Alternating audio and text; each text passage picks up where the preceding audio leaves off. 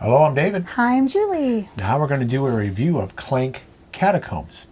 Hopefully you had a chance to check out our how to play in playthrough video. The main difference between this and the older Clank games is that there's no longer a board.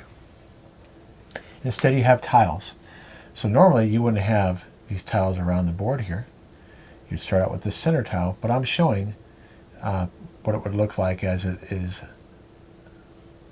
explored using this stack right here. So Julie is going to narrate an overview of how the game plays, and then we're going to go over our positives, negatives, and neutrals and then give our BGG rating. All right, Okay. Julie, so go ahead. All right. The catacombs of the skeletal dragon Umbrok Vessna are mysterious and dangerous, with valuable loot to tempt you and your fellow thieves. You have heard rumors of portals that can transport you all around the dungeon depths and Wayshrines that offer vast riches. Prisoners are counting on you to free them. However, ghosts, once disturbed, may haunt you. Clank Catacombs is a competitive fantasy-themed deck-building race to score the most points, tile-laying board game for 2 to 4 players, ages 13 and up, that plays in 60 to 90 minutes. To score points, each thief must venture into the catacombs to search for gold, Okay, so here's the gold. acquire dungeon cards, And the dungeon cards are right here. rescue prisoners, Okay, and here are the prisoner stacks. And then you'll see that there are spots where you can rescue them as you explore. buy market goods, Okay, here is the market tile. And you can go to the market spaces here to buy these items. and retrieve an artifact. Okay, there are artifacts here valued from 5 to 20. Points can only be scored if a thief finds an artifact and returns it to the purple safe tiles. Okay, so these are the purple safe tiles. These will be on top of the stack here. You'll explore these first, and then you will find the blue depth tiles. And when you start exploring blue depth tiles, you can find artifacts right here. You'll find the weakest artifact first, and then as you go deeper down in the stack, you can get more valuable ones. Or to the crypt exit to score 20 bonus points. And here is a bonus point right here. So if you escape through the crypt, the entrance that you come through with an artifact, you can get 20 bonus points. Players will often make noise represented by clink cubes. And then here is a red player, Clank cubes right here. And then Julie has hers over here.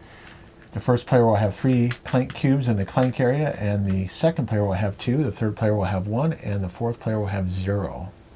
When acquiring cards, playing cards, or fighting monsters. Okay, so you'll get Clank when playing cards. So you'll have a deck here, and you'll have to play cards out of your deck. This one gives you a Clank. And then sometimes you'll get Clank when you acquire a card. So this, when you play this one, you'll get +2 Clank. These cubes can later be drawn as damage during a future dragon attack. A player's thief is knocked out if 10 damage is taken and may possibly lose the game. All players begin the game in the crypt and take turns playing cards to move, fight monsters, and or acquire new cards from the dungeon row. Okay, so here's the dungeon row. Here's the beginning 10 card deck. This is the move symbol here that you have, so you can move. Oh, gotta get to the right screen here. You can move 1 space here. And then if you have a card here that allows you to fight with those swords. And these are skill points that you can use to acquire other cards.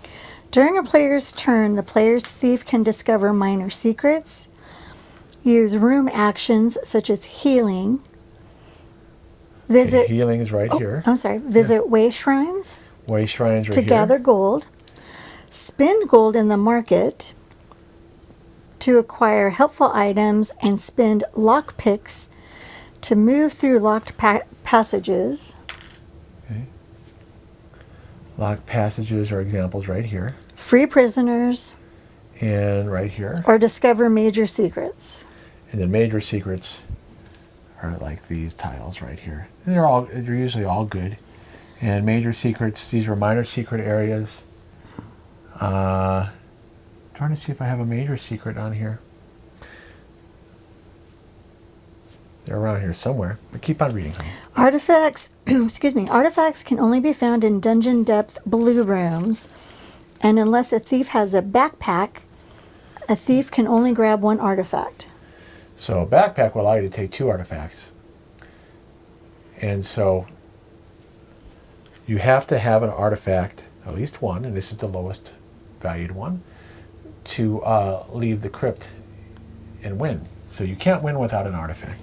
More valuable artifacts can be found the deeper thieves explore, ranging in points from 5 to 20.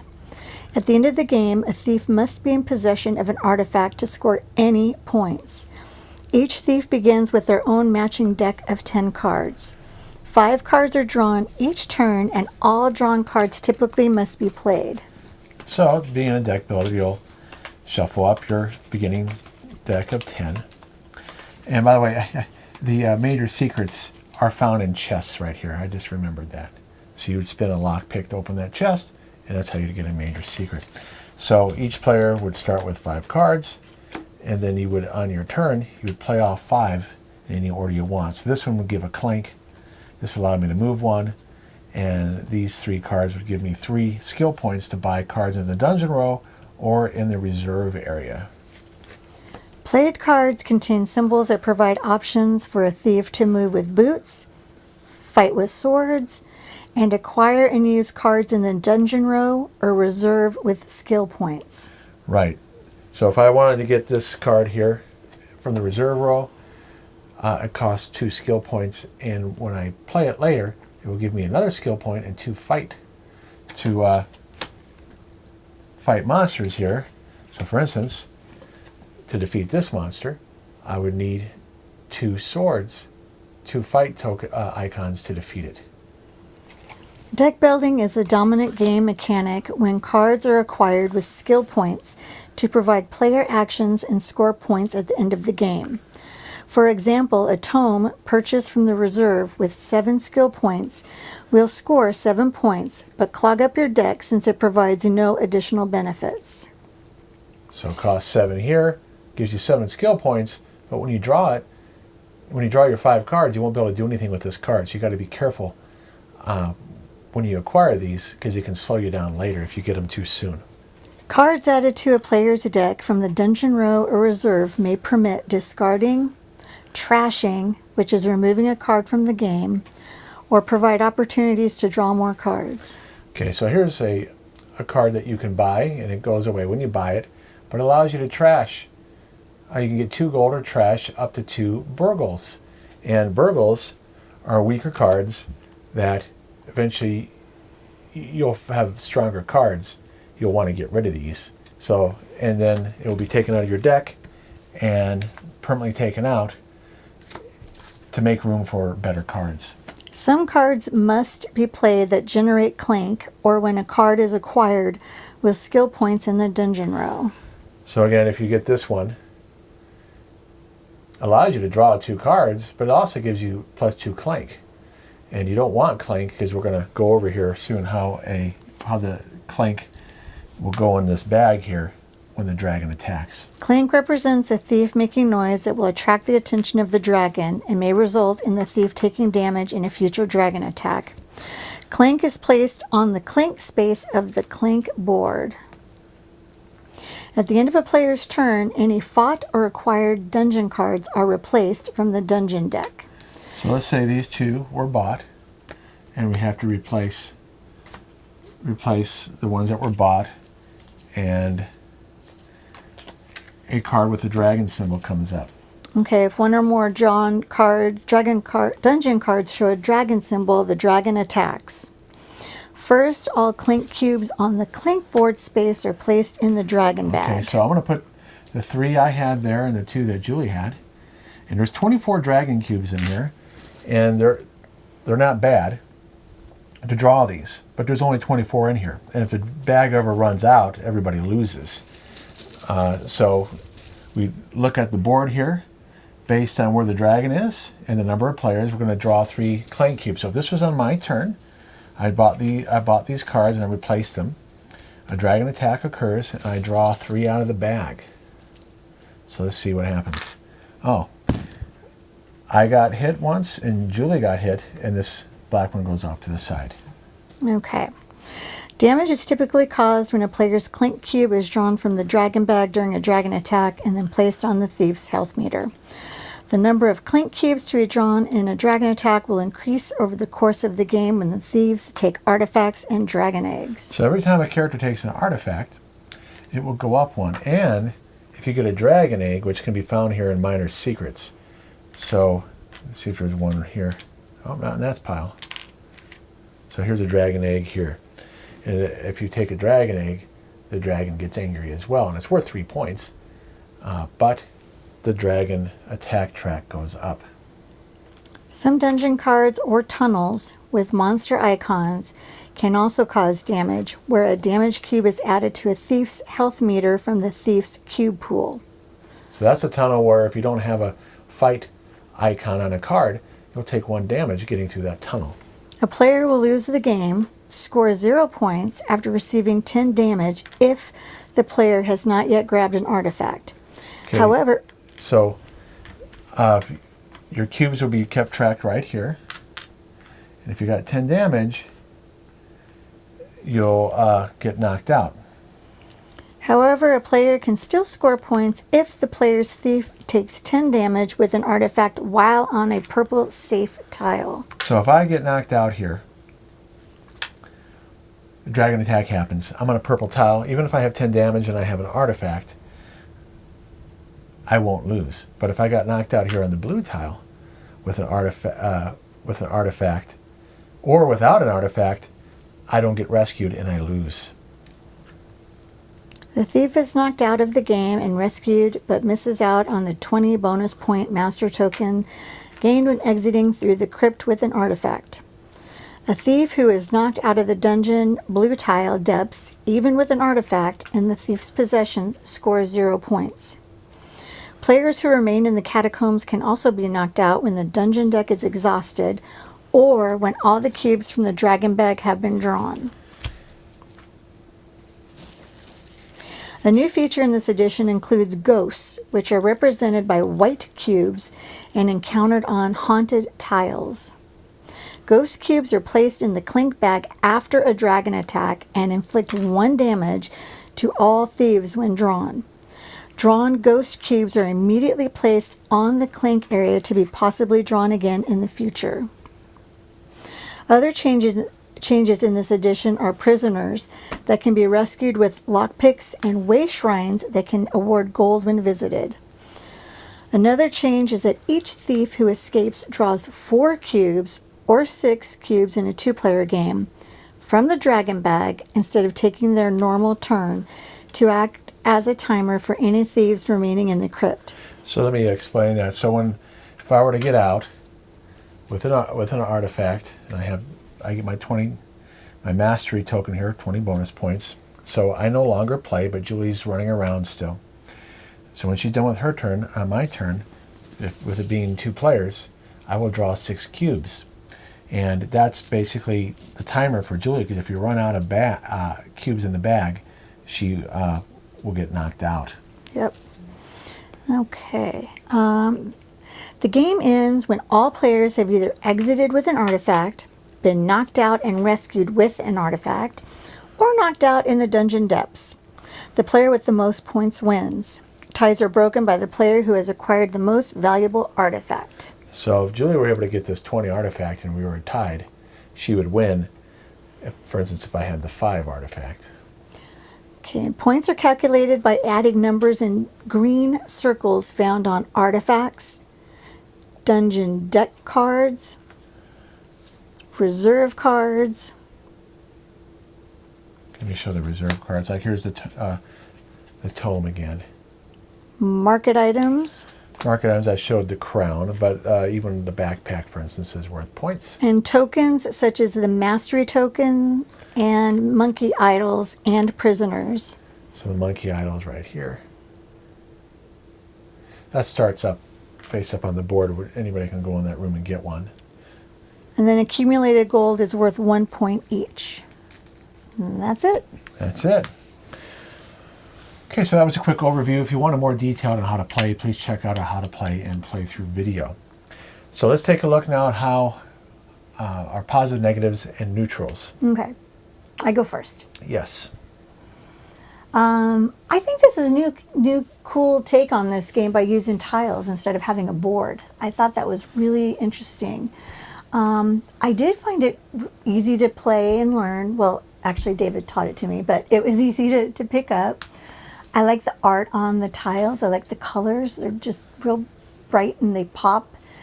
I love the blue and purple. I mean, I love those colors anyway. The new cards and tiles make this more challenging and add replayability, which is always good. You don't want to just be able to play it once and then be done and never get to play it again. You have a lot of tile. You won't necessarily go through all these unless you're playing with a higher player count. Which is nice, because then it's a different adventure every time, which makes it more fun. I don't remember what else I said. Oh, sorry. That's okay. The playtime does seem to be longer, even with 2 players. That's my only neutral. And you guys know me. I after about 45 minutes, I'm done. So this one does take a little bit longer to play. Even though you're having fun, and I do have fun, by the time we're done playing, I'm done. Like, I don't want to play any more games for a long time. I want to go take a nap. I want to be done for the day, whatever it is. But, yeah. Well, it's definitely going to be over in less than an hour with 2 players. But with more player count, the play time will go up. So let's take a look at my... Wow, you said a lot. Yes, well, there's a lot going on here. Okay, so it's a randomized deck building dungeon crawl race game in the Clank universe. So that's a good thing. You can use these cards, everything in here, you can use with other additions except the tiles, of course. I mean, you wouldn't be able to use the lock picks. Right. But these cards here you could use for most of them. Unless it grants like lock picks, you can remove those. So if it references any of the new stuff like ghosts or you have lock to take picks, it out. you take them out, but you could use these in other editions. So it's compatible, like I said, with previous editions. It's improved replayability, but it's increased danger with more push your luck and added resource management. So the push your luck part is you can go deeper into the dungeon to try to find better artifacts. In the regular edition, you know where the 20 artifact is. Right. In this edition, you got to find artifact tiles, and when the first one comes up, you put a 5 there. Now, there are ways to skip ahead to more valuable ones, which you'll see in the How to Play video. But still, you're going to have to go through a lot of the deck to get to that 20 artifact. True. So that's more of a push your luck part. What else did I say? Oh, resource management in terms of the lockpicks. So now, it used to be you go into a room and you get a major secret. Now you got to use lockpicks to open up chests to get major secrets. And you can use lockpicks to release 2 prisoners at a time. There's a library here where you can open it up to get a tome. So lockpicks, you want to spin wisely, and you need to be able to go through passageways that are locked. The good thing about that is, though, is if I unlock it, it stays unlocked, and Julie could use it too. So it removed the master lock keys, I think, in the original edition of the character are called. Yeah, I think that's what it was. Whereas this one just gives you, when you acquire this in the market, it just gives you more lock picks. It gives you 2 more. It doesn't give you the ability to go through every lock. So you have to manage that. So that's where the resource management comes in. And then it can be more push your luck if you start getting ghosts, because every time they come up, everybody takes the damage. Then it goes back in the bag to go in there again. So if you have 5 ghosts, imagine drawing these out of the bag, and then they, say you drew 2, it's going to go back in the bag again. You can draw them again. So it is longer playing time. We agree with that. It's more AP prone, in that because there's more resources to manage, you're going to want to maximize every play. Especially when you're using cards to, you're using your skill points to acquire cards. You're going to want to maximize your moves. So there's a little bit of that going on more than the other. Now, there's something that we noticed in the how to play video is that camping can occur. Now, what does that mean? Julie should have actually won the last game. She was off. We only lost by, I think, 1 point or something like that. I don't remember. But she could have stayed near the crypt here and kept on drawing and acquiring cards until the bag ran out. Now, I think we did play it wrong, where I was only drawing 4 cubes. I just only saw when rereading these rules, you draw 6 cubes on a 2-player game. So what can happen is somebody can camp out just right here, keep on acquiring cards in the dungeon row to get more points until they get close to the bag being And then go on. being depleted. Because if you don't have a lot of your Clank cubes in the bag, you know you're not going to die. True. So you might as well just hang out there. So in the original versions with the countdown track, there was, what, 3 or 4 turns you have before you have to get out? So that could be a major weakness, I think. We haven't played enough games to see if if that should be a negative. Right now, it's a neutral because we both could camp. Yeah. We both could have stayed out and did that. And that's why they have that rule now that if the dungeon deck gets depleted, everybody dies. That is a good one. So more plays will determine whether or not camping is really a negative thing. I know it is something that can happen. So it has decent art. So it's mixed component quality. They still have to use these boring cubes to be compatible with the other games. The cards are average card stock. The cardboard's nice thickness. This wood piece is nice. But everything else is average. The bag is a good draw bag. Bag is nice. They always do a good job with the draw bag. And the counters are decent thickness.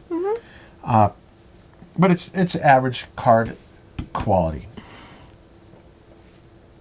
But they're stuck on that. They're stuck with this card quality because unless they come out with we're going to reprint everything again in super duper, Kickstarter mode where you have linen finish, which is basically foil stamped cards.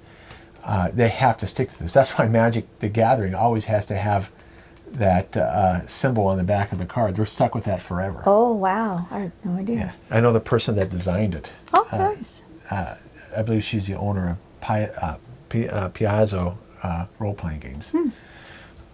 Lisa, I believe her name is. Okay, so anyways, the rule book is improved, but still has issues. Sadly, the PDF is not searchable. And why the issues is that things are laid out in weird places. You can see that I have things marked here that has buried information. If you're an experienced rulebook reader, you'll be fine. But things are buried like, I didn't know until I reread this that you draw 6 cubes instead of 4 in a 2-player game when somebody leaves. So just keep in mind, it is better in the original edition. You had that terrible background where you couldn't read it. You had a real dark brown with black, and sometimes you had a hard time seeing things. So they have improved the readability, but someone who's not an experienced gamer will miss details. So there is a solo mode through the publisher app on their website. It's not mentioned in the rule book. If you go to their website, you can play it solo. So that's cool. We'd have to try that someday. But there's no cooperative mode. Not so neutral. We understand that this game has never been cooperative, but doesn't mean they couldn't make it cooperative. It'd be kind of fun. Where you have other thieves revealing tiles and messing you up, and maybe they're taking certain cards and dragon attacks are happening more frequent. So you could make it cooperative. I'm sure there's a way to do it. Oh, I think you could. So that is our positives and negatives and neutrals. Let's see how we rated it. Okay. Now, we are a big fan of the original. Yes. So let's very see. much. So I said 9. I said 8. So it's hard to get a 9 for me. It is very hard for you. Because usually you have to play a game a lot of times over time.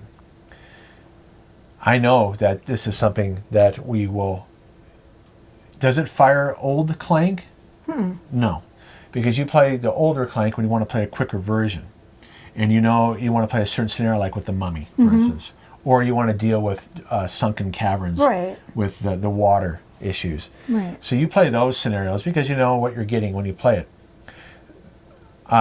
This If you want to play a more randomized one with resource management, this is the one you go to.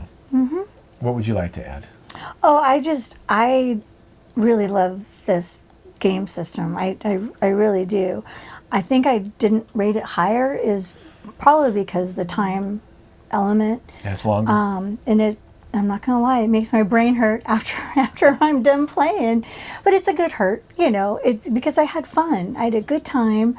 I like the tile part of this thing. I think it's really neat. It's just adds so much variability to it. Then the prisoners and stuff, all the neat things they added really make it just a nice new adventure, and I like that. But it's at the expense of playing time. Yeah, so that's my biggest complaint is just it takes longer to play. Right. So each system has its advantages. I would not start with this system. So if you wanted to teach somebody Clank, I would advise getting the regular one. The only problem with the regular one is that someone can run in and get an artifact and run out real quick and make it a really, really quick game because you have that countdown track. This one feels more like a dungeon crawl because of the random tiles. I agree. But it's longer. So just keep that in mind. There's more going on. There's a lot. That's why my brain hurts because there's so many things you have to juggle as opposed to the first game. And one thing I forgot to mention, that there's no wraparound passages in this. You have these teleport chambers where you can go from one pink to another pink. I'd have to, like right here. So if this was over here, you can move into here and come out all the way over here. Right. So that's how they dealt with the board not wrapping around. Yeah. So thanks for watching the review. Thank you so much, you guys. We hope you had fun. Hope maybe this will make you want to go out and get it. And we'll see you next time. All right. Thank you. Bye. Bye-bye.